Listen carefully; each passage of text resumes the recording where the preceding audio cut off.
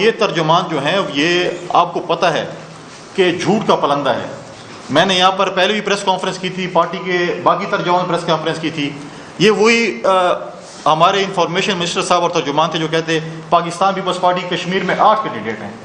تو میرا آج ان سے سوال ہے فواد چودھری صاحب سے کہ ہمارے کینڈیڈیٹ تو 8 تھے اور سیٹیں ہم 11 جیت گئے ہیں. تو یہ تبدیلی نہیں ہے, یہ تو مطلب ہے کہ تبدیلی آ گئی کہ 8 کینڈیڈیٹ جس پارٹی نے ٹکٹ ایشو کیے ہیں بقول آپ کے, اور وہ 11 سیٹیں جیت گئے ہیں. تو کیا آپ پہلے جھوٹ بول رہے تھے یا آج جھوٹ بول رہے ہیں؟ ہم پہلے ان سے کہہ رہے ہیں کہ جیسے یہ اٹھتے ہیں, ان کے جھوٹوں کا ٹولہ جیسے اٹھتا ہے اور یہ اسی پہ شروع ہو جاتے ہیں کہ جھوٹ شروع کر دیتے ہیں. جس طریقے سے تاریخ میں پہلی دفعہ وائلنس شدہ الیکشن ہوئے ہیں, جہاں پر آپ دیکھیں کشمیر میں جس طریقے سے سرعام بتایا گیا کہ وزراء پیسے تقسیم کر رہے تھے, وزراء فائرنگ کر رہے تھے, وزراء الیکشن کے دن جو وہاں پر کشیدگی دیکھی, پہلی دفعہ پرامن کشمیر میں اس قسم کی زیادتی ہوئی ہیں. اور میں نے پہلے بھی کہا تھا کہ اگر ہماری حکومت بنے گی تو جیالہ وزیر اعظم ہوگا. اور آج بھی اے ٹی ایم کا مقابلہ ہے, کون سی اے ٹی ایم کی مشین میں پیسے زیادہ ہیں تاکہ ہم اس کو جو ہے وزیر اعظم بنیں. اے ٹی ایموں کا مقابلہ ہو رہا ہے, اور اب آپ دیکھیں گے کہ جس اے ٹی ایم میں پیسے زیادہ ہوں گے تو وہ اس کشمیر میں جو ہے وہ تحریک انصاف کا جو ہے وہ وزیر اعظم ہوگا. اس پہ یہ نہیں ہے کہ ابھی کتنی اس میں پارٹی میں قربانیاں کچھ بھی ہیں, قربانیاں نہیں دیکھی جائیں گی.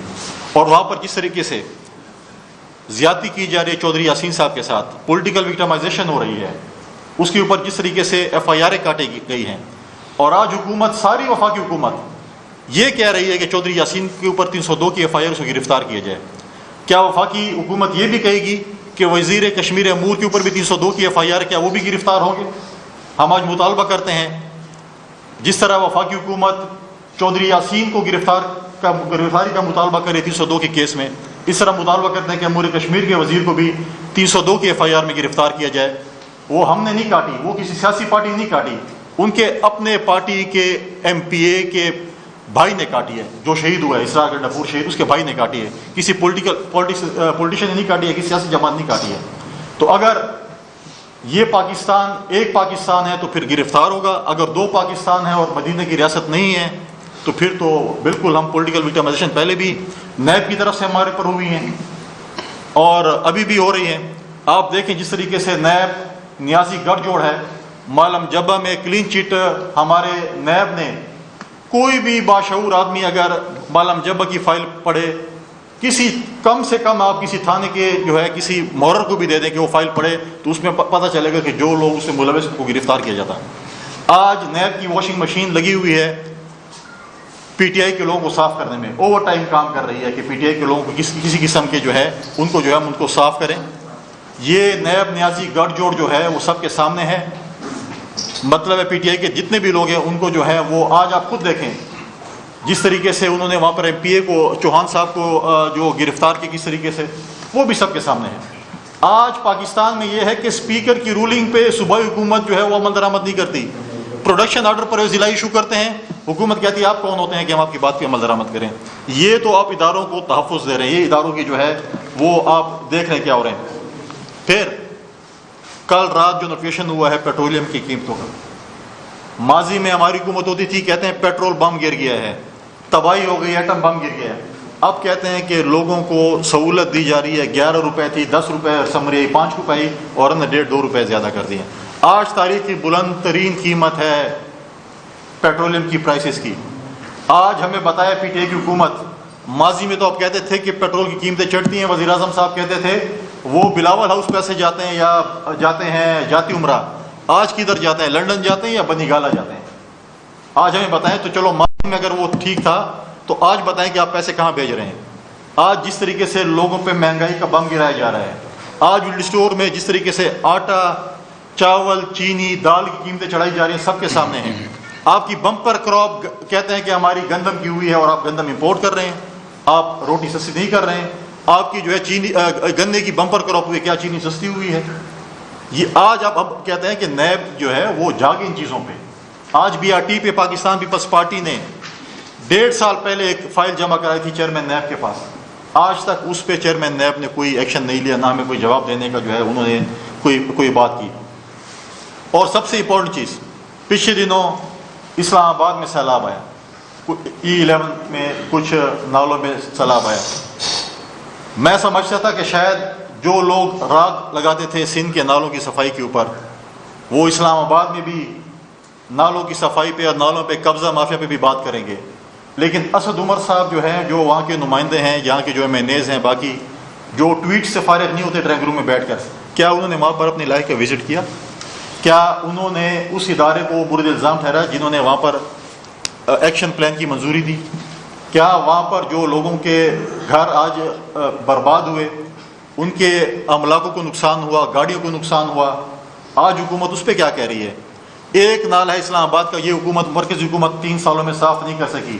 غریبوں کی جھونپڑیاں گرائی جاتی ہیں، غریبوں کی جو ہے چھوٹی چھوٹی دکانیں گرائی جاتی ہیں، لیکن وہاں پر جو بنگلے بنائے گئے ہیں، جہاں انکروچمنٹ ہوئے نالوں میں، کیا آج ہمیں سی ڈی اور وفاقی حکومت بتانا پسند کرے گی کہ وہ کس کی وہاں پر بیٹھے ہیں وہ لوگ، اور جب آپ صاف نہیں کر سکتے، آج جو لوگوں کو نقصان ہوا اس کا ازالہ سی ڈی اے کرے گی یا وفاقی حکومت کرے گی؟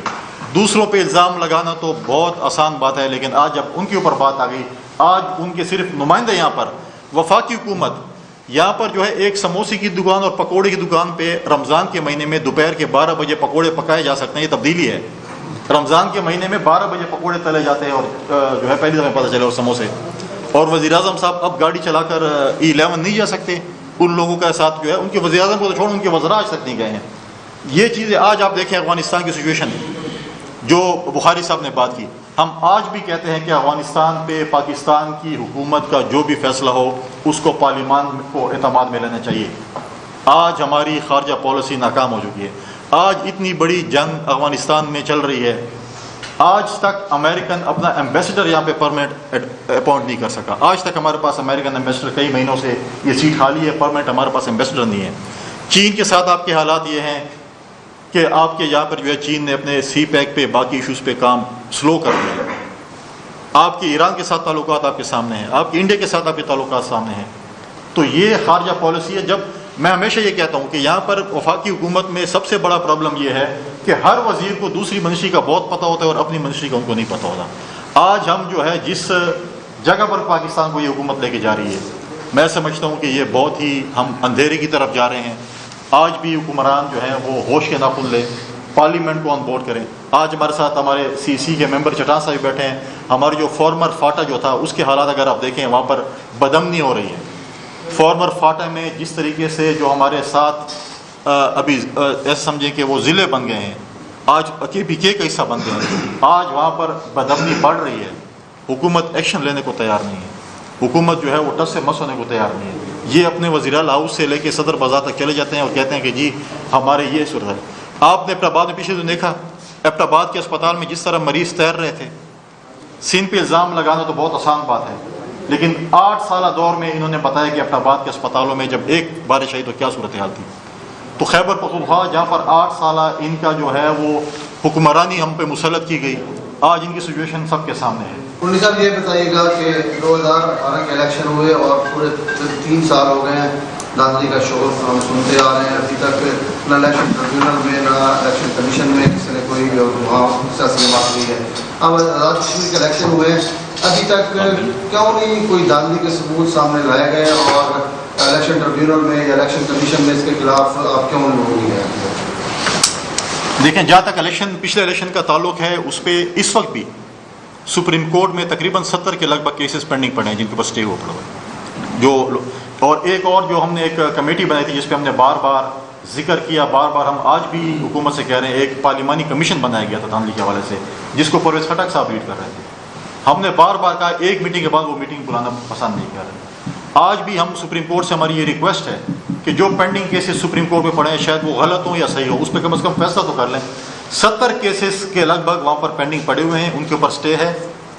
لیکن پاکستان کا المیہ یہ ہے کہ ہمیشہ 4.5 سال کے بعد فیصلے ہوتے ہیں۔ کسی کو کہہ دیا جاتا ہے کہ جی الیکشن آ گیا، آپ الیکشن لڑیں، اور کسی کو کیا دیا جاتا ہے کہ آپ کے غلط ہیں۔ تو ہم آج بھی سپریم کورٹ سے ہماری یہ ریکویسٹ ہے، التجا ہے، اپیل ہے کہ وہ 70 کیس کا فیصلہ کریں، جو غلط ہے ان کو غلط کر دیں، جو ٹھیک ہے ان کو ٹھیک کر دیں، تاکہ اور جہاں تک کشمیر کے حوالے سے ہے، کشمیر کے ہمارے سے ہماری پارٹی کی میٹنگ ہوئی ہے، کل بھی ہوئی ہے، پرسوں بھی ہوئی ہے۔ ہمارے پاس جو بھی ثبوت ہوں گے ہم انشاءاللہ اپنے پورے فورم پہ، ہم ہمیشہ پاکستان پیپلز پارٹی ہر فورم پہ گئی ہے، ہم دوبارہ اس فورم پہ جائیں گے اور اپنے ثبوت جو ہے وہ پیش کریں گے۔ ایک بات ایڈ کر دوں، آپ کی نیشنل اسمبلی کے ڈپٹی اسپیکر صاحب اسٹے پہ بیٹھے ہوئے ہیں، 62,000 ووٹ۔ اور ان کو ڈسکوالیفائڈ ہے, ٹریبیونل نے ڈسکوالیفائی کر دیا, پھر اس کے حق میں ایک اسٹے دیا گیا کہ تو آج وہ پروسیڈنگس چلا رہے ہیں. تو اس سے آپ کو سامنے نظر آ جائے گا کہ کس کا انفلوئنس ہے اور کون انفلوئنس استعمال کرتا ہے اور کون جو ہے آرم ٹوسٹنگ کر کے اپنے فیصلے حق میں لیتے ہیں. سر فیڈرل گورنمنٹ کے جو اپوزیشن پارٹیاں ہیں وہ ساری کرٹیسائز بھی کر رہی ہیں, پی ڈی ایم بھی بنے.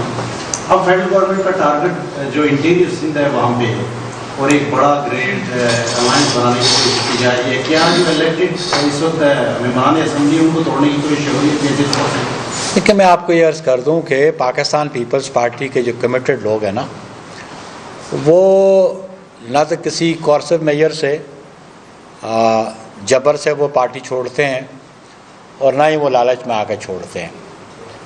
اور جو پاکستان پیپلز پارٹی چھوڑ کے چلا جاتا ہے پھر وہ گمنامی کی زندگی میں چلا جاتا ہے. تو میں نہیں سمجھتا ہوں کہ جو ذہی شعور پولیٹیشین ہوگا وہ پاکستان پیپلز پارٹی کو چھوڑ کے کسی دوسری جماعت کی طرف جائے گا.